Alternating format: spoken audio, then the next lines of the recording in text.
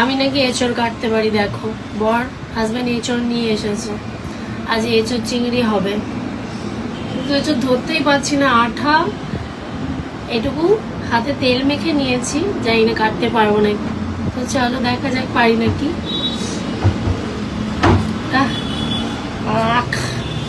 পুরো আঠা লেগে যাচ্ছে। ওয়াও, এই সময়টা তো সিজন, একদম কচি। হচ্ছে না, হচ্ছে না, হয়েছে হয়েছে।